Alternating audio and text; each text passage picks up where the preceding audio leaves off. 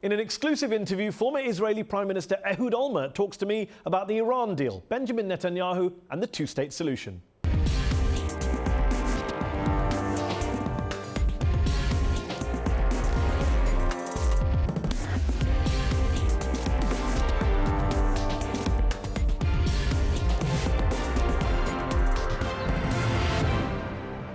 I'm Mehdi Hasan, also on the show. The Russians claim their airstrikes in Syria this week are all about defeating ISIL. But are they really about propping up the Assad regime and elbowing out the West?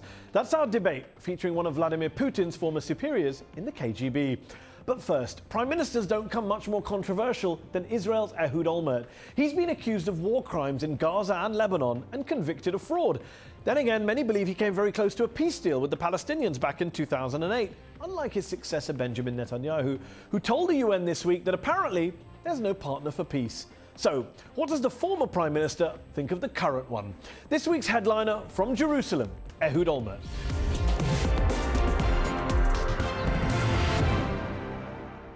Ehud Olmert, thanks for joining me on UpFront. Your successor as Prime Minister, Benjamin Netanyahu, suggested this week at the UN that Palestinian President Mahmoud Abbas isn't a partner for peace. You dealt with Abbas for several years. Do you share Netanyahu's view?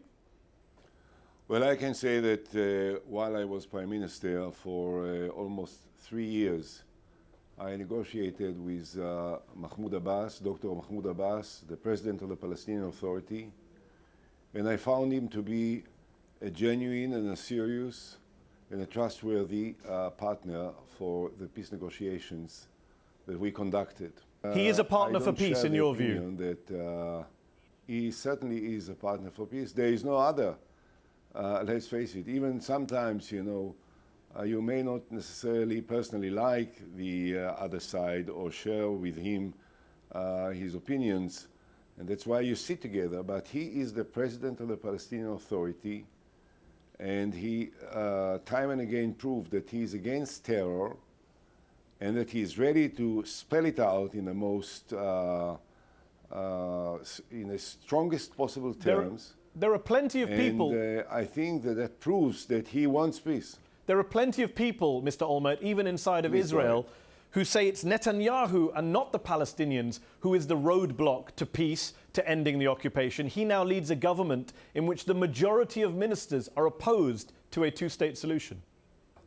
Mr. Hassan, I don't like to, when I'm speaking to the international community, to offer an opinion about the Prime Minister of the State of Israel. I think that his speech yesterday was a great performance for whatever he wanted to say. But I think that there should be greater flexibility that the two sides must show, the Palestinian side as well. But the basis for any negotiations, in my mind, is undisputed. This is a two-state solution. And there can be no peace without a two-state solution. You say that, and you don't want to comment on Netanyahu personally, understandably so, but surely you would not dispute the fact that he leads a government in which the majority of ministers are on record publicly saying they oppose that two-state solution that you say you support. For me, the question whether a number of ministers are officially and publicly are against the two-state solution is less important. Everything depends on one man. Right or wrong, good or bad. And that one man, Mr. Netanyahu, Israel as well as it is about America. And that one man, Mr. Netanyahu, does he believe in a two-state solution? Said that he is. Do you believe him? He said that he believes, and I want to believe that what he said is genuine. He said time and again that he is committed to a two-state solution. During the election, he said he wasn't. Remains to be During the election, Mr. Olmert, he said he wasn't. Well, Israeli politicians are no different from some other politicians in other democratic countries. And Israel is a democracy. Sometimes they say things and then they change their attitude, or they say before election things that they will not necessarily do after elections. But I think Netanyahu over a period of time before the elections and in the first term and in his second term, he made a commitment to support a two-state solution. So I want to believe, you know, what's hidden in his heart, I don't know. You say but that Israel is a democracy. And the state of Israel is committed. You say Israel is a democracy. But the state of Israel is committed. Okay, you say Israel is a democracy. In 2007, you said if the day comes when the two-state solution collapses and we face a South Africa-style struggle for equal voting rights, the state of Israel is finished, you said. 8 years later, surely we are closer to that apartheid scenario now that you warned against than we were in 2007. Mr. Hassan, I want to make it even harder for me and easier for you. First time I said it was in the 5th of December 2003, not 2007. So you can say that this is almost 12 years since I said it. There is no question in my mind that the only possible solution for the situation in the Middle East is separation. There are two ways to make separation possible. One which I entirely disagree with, entirely without any hesitation, is the deportation of Palestinians from where they live, from where they grew up, from where they were for generations. And the other? In spite of the historical dimension, the Jewish historical dimension, which is also undisputed in the territories. And therefore the other is that Israel will pull out from those territories, and that was the basis of my peace proposal to but many would say in the territories, Abbas, Mr. Olmert, many would say in the occupied territories right now it's already a situation of apartheid. You've warned that if you don't pull out of the territories, Israel itself within the green line would be an apartheid country. That's what your warning was. Well, you know, sometimes I still make this warning, and I think that this warning is a serious one, and we have to address ourselves to this in a very serious and to expedite the process. The warning of apartheid, you're saying, of South African-style apartheid. As much as it depends on us. The warning of a development of a situation where a sizable part of the population is not having the same equal rights that they deserve to have, and I don't want to be in that situation. And since I think that it is possible that it will take place if there will not be a solution, therefore we have to expedite the process of negotiations that will lead to a separation. And the separation between us and the Palestinians means that we will withdraw back to the boundaries, to the borders, more or less of 67, with minor modifications and with swaps of territories. So the basis will be the size of the territory of 67. The line may be changing a little bit depending on the swaps of territories, as I have proposed in my peace plan, and that the sooner we do it, the better it is for us and the Palestinians. Okay, you said in 2012, famously, that you didn't support an Israeli strike on Iran. We had the Iran nuclear deals brought to us by the US and other superpowers recently. Benjamin Netanyahu told the UN that it makes war. The nuclear deal, he says, makes war more likely, not less likely. Do you welcome the nuclear deal, or are you opposed to it as Mr. Netanyahu is? In principle, I always say that I think that, and I thought that this was a position of consensus in Israel, that all the other political leaders share this opinion, that it is not our duty to lead the international effort to prevent Iran from acquiring the capabilities to have nuclear power. And I still think that it is not our so do you role back the deal? To be the leader. It is the United States and the Russians. Now, I'm unhappy with certain parts of the deal. This is not an ideal deal, but the question is not whether I like it or not. There is a deal. It's a done deal. It's been approved. It's been accepted. There was no opposition to it in the United States. So why is Israel publicly denouncing and opposing it again and again? Now, Well, this is something that you have to ask the Prime Minister, and he is in a better position to say why he is against it. My idea or my position is that we have, first of all, to accept the commitment made by President Obama. I know President Obama personally. I've dealt with him. I've worked with him. I think that he is a great friend of the State of Israel. I think that he genuinely cares about the concerns that we have with regard to the possibility of Iran having nuclear power. And I think that we absolutely can trust what he said, that he will do everything in his power that Iran will not have nuclear power, and that Israel's security interests will be protected. So I think what we have to do is, rather than fight with the president, rather than oppose him, rather than sometimes criticize him publicly, to remind ourselves that the United States is still the best friend that Israel has in the world, and that President Obama is a man of integrity, and we have to sit with him quietly, you say that not you in want front Israel, of TV cameras. Mr. Olmert, you say you want Israel to be part of the effort to stop Iran from getting a nuclear weapon. But here's the thing. Israel has nuclear weapons, hundreds of them. So isn't it a bit hypocritical to be lecturing other countries in the region which don't have nuclear weapons on the subject of nuclear weapons? This is a provocative question, because I don't remember that Israel has ever admitted that we have. Well, you admitted it in December 2006 on a German TV interview. You accidentally admitted it. No. Okay, well, let me ask you now. Does Israel have nuclear weapons? It does, doesn't it? But let me. I will not answer this question, Mr. Hasan. So that's a yes then, right? Which I think is significant in this context. No, that means exactly what I said before, that we never admitted that we have, and I don't want to. But everyone in the world knows Israel has nuclear weapons, Mr. Olmert. Everyone knows. You know it, I know it, everybody watching knows it.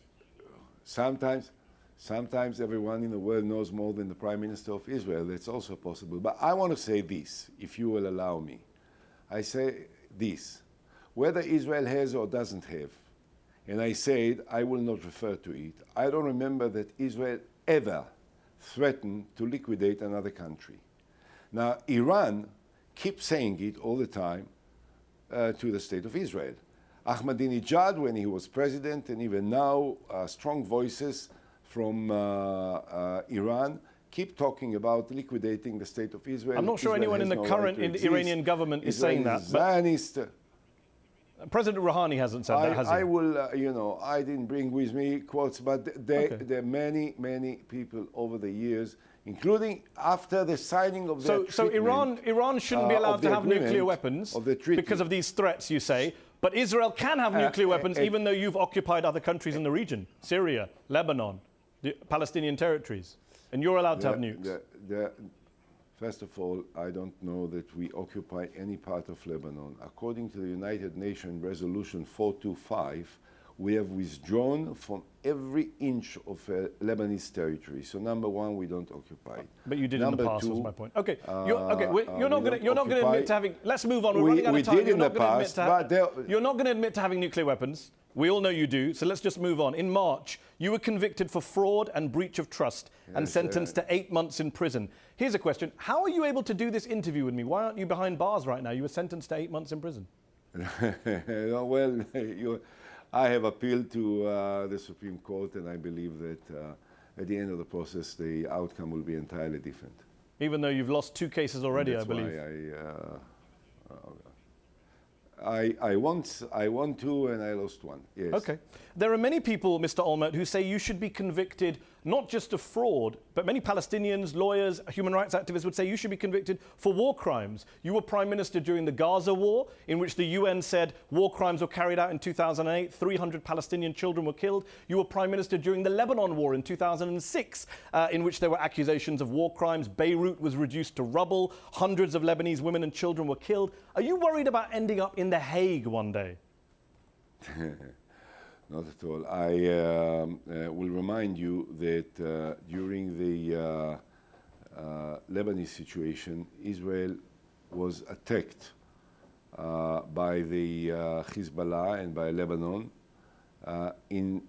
into territories which are recognized to be part of the State of Israel, and we had to react in order to defend our innocent citizens in the part of the State of Israel which is undisputed. But you the reacted. Same is in Gaza. You reacted with attacks rockets, which were described by Human Rights Watch as disproportionate, unjustified, serious violations of international humanitarian law. I don't remember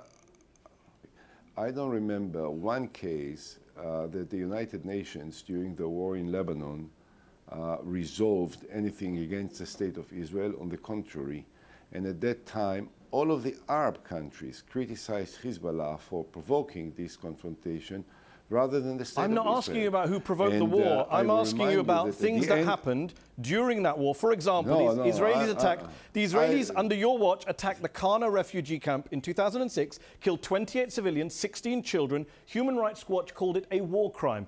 Do those deaths ever keep you up at night? 16 kids. You're talking about accusations which are made by interested parties. There was no resolution by Human Rights Watch is not an interested body party. of the United Nations, official. Human Rights Watch is one thing, and a resolution of a recognized, abiding body of the United Nations is another thing. So there were many things. Last night, a couple of Israelis were massacred with the most brutal way by Palestinians in the territories. One can bring examples endlessly. I don't want to go into this. We will always react. Thank you so much for joining me on UpFront.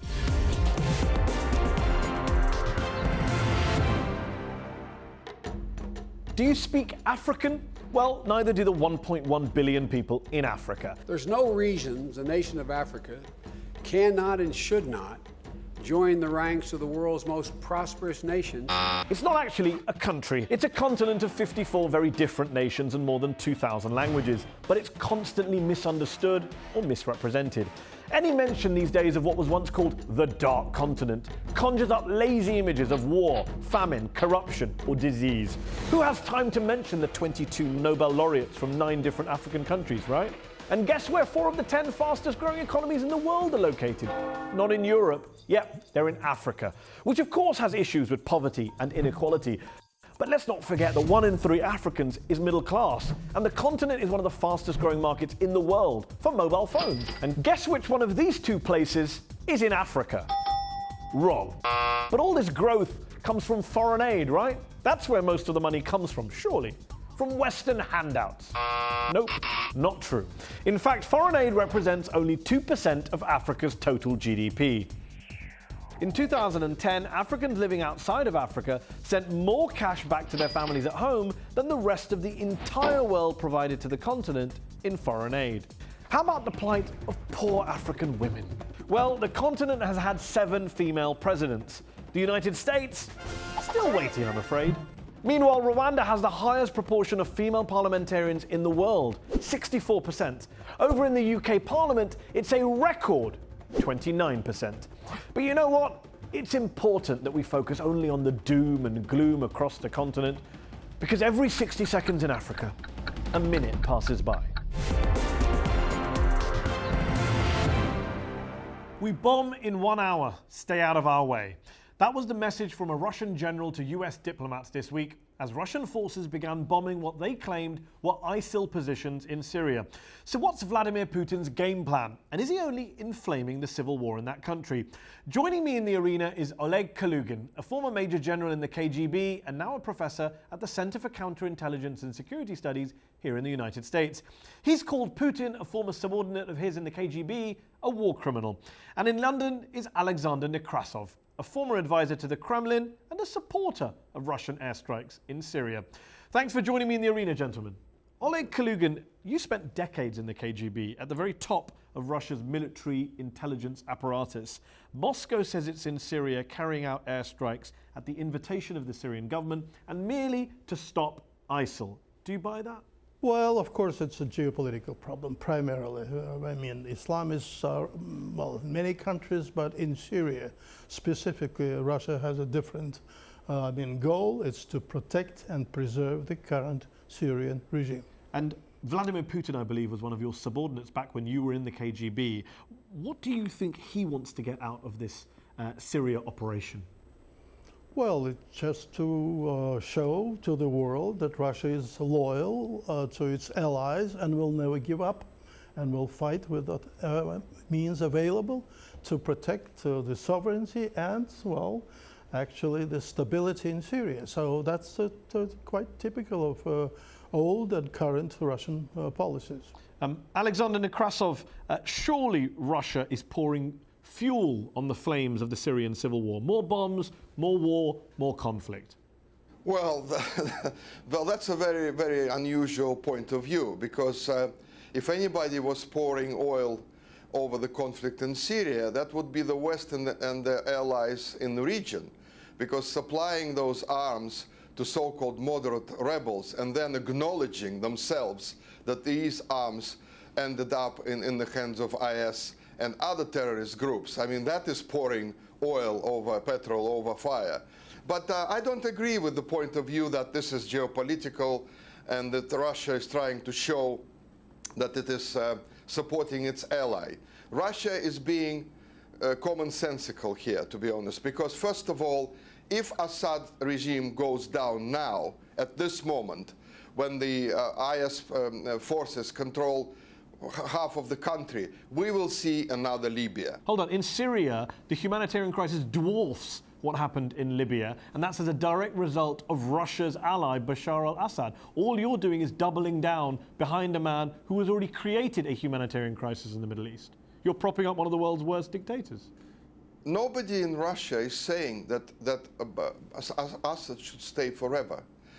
The point that President Putin has made several times, and other Russian officials, it's not a good time at the moment to replace the government and the leader.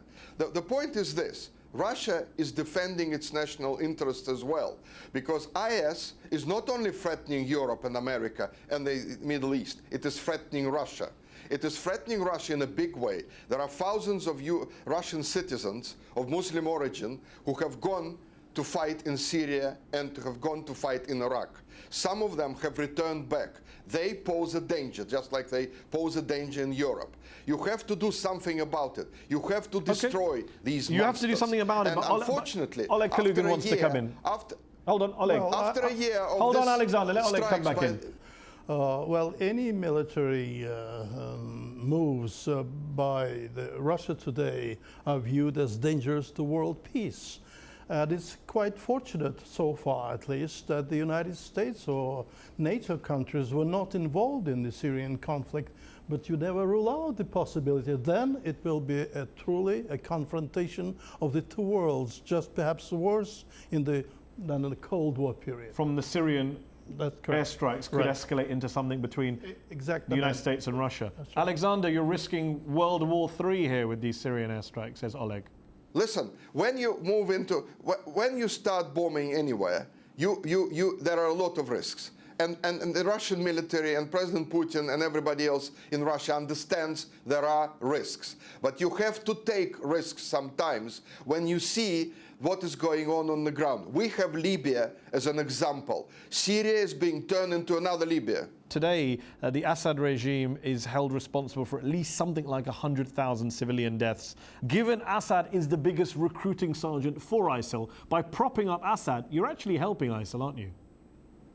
Well, you know, out of the 200,000 people dead in Syria, half is Assad's troops and his supporters. So, you know, when we hear about 200,000, but 90% of the civilians, but 90% of the civilians, according to the UN, according to different studies that have been done, have been killed by the Assad regime. Barrel bombs and other such methods, chemical weapons, etc. That's the regime that the Russians are now supporting. I am making a point that you do not destroy a government completely in a country which is involved in a civil war with one of the most monstrous forces ever to emerge in this century. We've seen it happen in Iraq. And my point to you is that in the eyes of Syrians, Assad is the major monstrous force, is he not? And you are supporting him. Every time he drops a barrel bomb and kills a bunch of children, it's on Russia, is it not? No, we're talking about a temporary solution. We're talking about first dealing with IS, then dealing with a diplomatic solution, kicking him out, putting somebody instead of him. Now is not the time to do it. It's as simple as that. Okay, gentlemen, we'll have to leave it there. Thanks for joining me in the arena. That's our show. Up Front will be back next week.